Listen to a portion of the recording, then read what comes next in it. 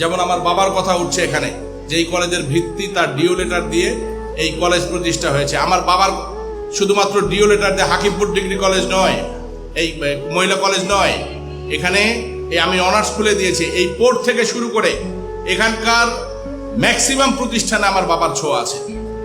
এই হাকিমপুরের অগ্রযাত্রাতে মোস্তাফিজুর রহমানের ম্যাক্সিমাম জায়গাতে আমার মরহুম পিতার সমস্ত জায়গাতে ছোঁয়া আছে। এমন কোনো জায়গা নাই, যখন ছোটবেলায় আসতাম এই হাকিমপুরে দুই একটা ইটের বাড়ি ছিল, টিনের চাল, এই চৌধুরীদের বাড়ি ছিল, তাও বোধহয় মাটির বাড়ি টাড়ি মিলে টিনের আমি বড় বড় শেড দেখতাম এখানে।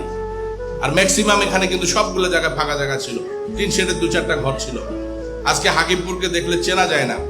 আমি জানি হাকিমপুরে তোমরা যারা আসো রাস্তা নিয়ে অনেক কষ্টে আছো। এই রাস্তার জন্য রাস্তা অলরেডি কাজ শুরু হয়ে গেছে, কিছুদিনের মধ্যে শেষ হবে। এই কবরস্থানটা এই রাস্তার মধ্যে পড়েছিল, এটাকে বাদ দিতে গিয়ে আমাদের কিছুটা বিলম্ব হয়েছে। আর বাকি বিলম্ব হচ্ছে এই যে সরকারি স্থাপনার জায়গার উপরে কিছু বাড়ি পড়ছে, যে বাড়িগুলোকে নির্দেশনা দেবার পরও তারা ভেঙে নিচ্ছে না। এখন প্রশাসন কর্তৃক এসে এই বাড়িগুলোকে উচ্ছেদ করা হবে, তারপরে কিন্তু তোমাদের এই রাস্তা ওই রাস্তার সঙ্গে সুন্দর, মানে আটাপাড়ার পর থেকে যে রাস্তা তোমরা দেখো সেই রাস্তা হয়ে যাবে। আমার কথাতে কারো মনে হয়তো আঘাত লাগতে পারে, কষ্ট লাগতে পারে, কিন্তু বাড়িতে গিয়ে গভীরভাবে চিন্তা করবা। তোমরা কোনো বড় স্বপ্ন দেখবা, বড় জায়গায় যাবা, এটা এক এলাকার নেতা হিসেবে, এমপি হিসেবে এটা তো আমার চাওয়া থাকতেই পারে। আমি যদি তোমাদেরকে স্বপ্ন না দেখাই তাহলে স্বপ্ন তোমরা কিভাবে দেখবে বলো? আজকে আমাদের জামিল হোসেন চলন্ত খুব চমৎকার কয়েকটা কথাবার্তা বলে গেছেন, ডাক্তার, ইঞ্জিনিয়ার, মাস্টার, কিন্তু আমি দেখলাম যে তোমাদের মধ্যে সেই ধরনের আগ্রহ নাই। এই আগ্রহটাকে জাগ্রত করো। সৌন্দর্যের সঙ্গে যদি নিজের যোগ্যতা থাকে, এই মানুষটিকে কিন্তু সবাই চায়, ভালোটাকে সবাই চায়। তুমি বাজারে গিয়ে, এই যে ঈদ আসছে, এখন গরু কেনার প্রতিযোগিতা, কোন একটা গরুর পা বা কোনো একটা গরু খুব ন্যারো অবস্থায়, দেখতে ভালো না এবং কোনো মাংসও নাই, ওই গরুটাকে কেউ কিনতে চাবে? কিন্তু খাওয়া দাওয়া হিষ্টপুষ্ট হয়ে যদি একটা গরু বাজারে কেউ তোলে, ওর নাম বলে মহারাজ, ওর নাম বলে ডিপজল, আরো কি কি, কালা পাহাড়, ধলা পাহাড়, দাম কত মাঝে মধ্যে শুনি। মানে গরুর দাম এই কয়েকদিন আগে শুনলাম 3 গরু বিক্রি করছে 3 কোটি টাকা দিয়ে। আমি অবাক হয়ে গেলাম যে এটা কোনো মানে কি গরু যে আমি জানি না। তো এইরকম কিছু মানুষের সঙ্গে শুধু চেহারা নয়, যোগ্যতা যখন আসে মানুষের মধ্যে, তখন কিন্তু একজন মাস্টার হও, একজন ডাক্তার হও, যে ঘরে যাইতে পারবা।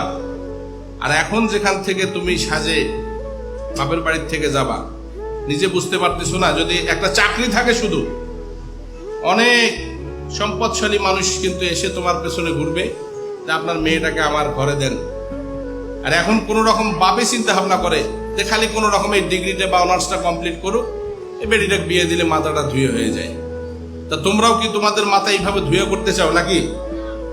বাচ্চা হওয়ার পর স্বামী, সংসার, রান্না বান্না, তোমাদের মায়ের জীবনটা দেখো না তোমরা কেমন একটা স্ট্রাগল লাইফ লিড করতেছে। এই গরমের মধ্যে এখানে হেজাব করে বসে আছো, আমরা কষ্ট করে এই কথাগুলো কিন্তু বলতে চাচ্ছি না। কষ্ট হচ্ছে না? তাহলে চিন্তা করো, 365 দিনে 1 বছর হয়। এখনো জীবনের কমপক্ষে যদি ভালোভাবে বাঁচো 40 বছর তো বাঁচে থাকবা। এই বয়স থেকে সেই বয়স মেয়ে মানুষের স্টক কম হয়, পুরুষ মানুষ কিন্তু বেশি মরে যায়। এটা বাস্তব কথা। হার্ট স্ট্রোক করে পুরুষেরা বেশি মরে, এত টেনশন মাথার মধ্যে। আমি খুব কম শুনছি যে মেয়ে মানুষ স্ট্রোক করে মারা গেছে। তো 40 বছর ধরে যদি এই চুলার কাছে দাঁড়ায় থাকো, তাহলে এই গরমেই সহ্য হচ্ছে না।